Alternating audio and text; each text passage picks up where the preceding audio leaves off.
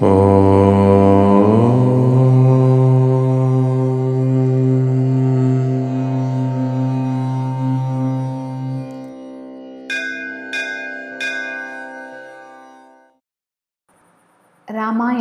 Historical Facts.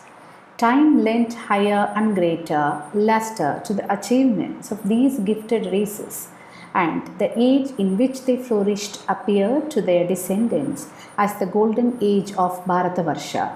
Dasharatha, the king of Kosalas, is considered as an ideal king who labored for the good of his subjects. His capital was Ayodhya on the bank of the river Sharayu. The ruins of his fort and palaces and Hanuman Gargi are still there, approximately 6 miles from Faizabad in Uttar Pradesh. The king of Videhas, Raja Janaka, is accepted as a monarch and a saint of high order.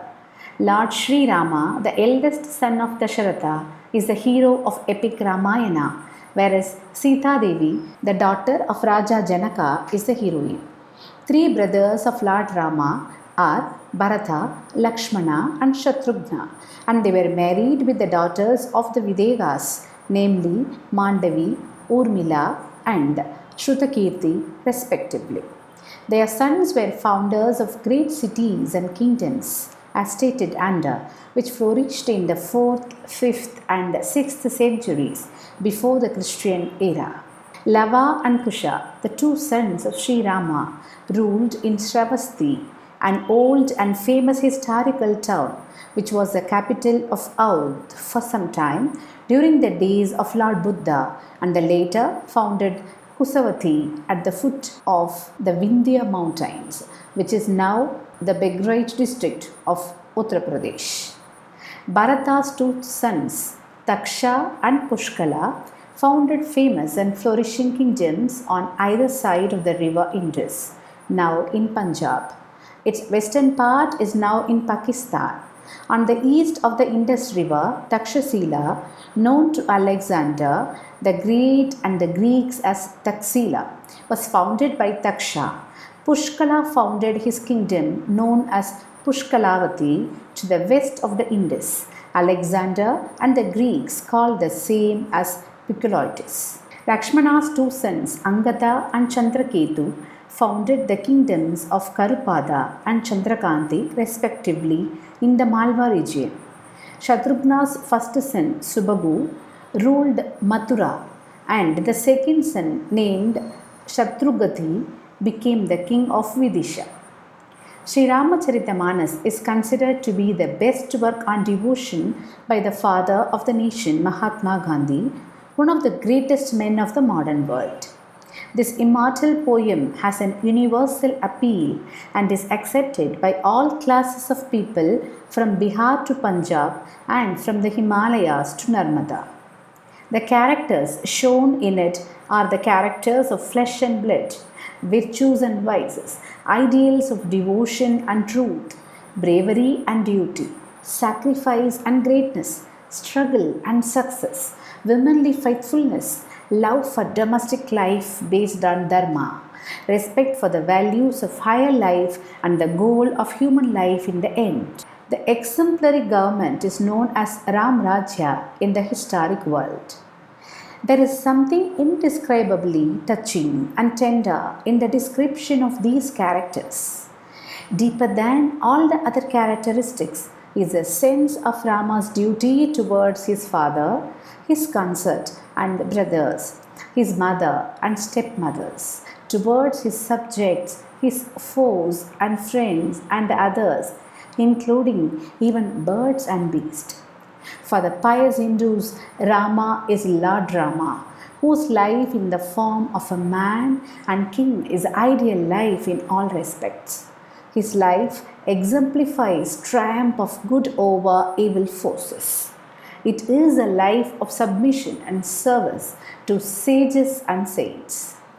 It is the truthfulness, power of endurance, and sincerity of Rama under suffering and privations which impart the deepest lessons to man's character. This holy book is also a treasure of higher philosophy of wisdom, devotion, and karma yoga. The ancient ideal may seem to modern man far-fetched in these days, but one can never fully comprehend this great moral epic of the ancient Hindus unless one develops the requisite sincerity to know the reality behind things. According to an old and respected Christian missionary, no one could hope to understand the people of Upper India till he had mastered every line that Tulsidas had written. This Ramayana is deep like an ocean, vast like the infinite space, full of moral and ethical teachings and soul illuminating treasures. In order to reap the benefit, one has to dive deep to bring out the pearls and to rise higher and higher in the realm of spirit with devotion and faith. Difference due to ages, it is not just a facetious novel, but contains within itself the novelty of human life, lofty ideals, and a record of the meritorious deeds of Raghuvamsamani Rama. Based on facts, as the popular saying goes, there is no smoke without fire. The variance in the different Ramayanas seems due to Kalpabheda, difference of age cycles, according to mystagogies and mythologists and religious pundits, and the varied approach by various authors at different times. While conducting Sri Ramacharita Saint Tulsidas has warned, this story, however, should not be repeated to a perverse knave who does not listen attentively to the story of Hari, nor should it be recited to a greedy or lustful man who worships not the Lord of all animals and inanimate creation. They alone are qualified to hear Sri Rama's narrative, which are extremely fond of communion with holy men. They alone are fit to hear it, which are devoted to the feet of their Pesarta and are lovers of propriety and vanities of the Brahmins. So, generally, whenever we happen to talk on Sri Ramacharita we mostly touch upon the philosophy and teachings of Ramayana and the beauty and meaning of the words and phraseology rather than a narration of the mere story, events, or exploits of Sri Rama or other characters. We never thought of writing a commentary on the Ramayana, but this book has come up suddenly on its own. Thus, our purpose of writing this spotlights on the Ramayana is somewhat strange and may be construed as a new approach. Here, it would not be out of place to add a few words on the role of the epics in the literature of the world. The Mahabharata, the Ramayana, the Iliad, the Odyssey, the Aeneid, the Divine Commedia, the Paradise Lost and Regained, the Shahnama of Firdaus may be mentioned as perhaps the greatest epics of the world. We may add the Island Eddas and the Silappadigaram in Tamil as masterly specimens in this category. Translations of the Ramayana, such as that of Kamban, stand again unparalleled in epic literature. And do they tell us only stories for our leisure hours?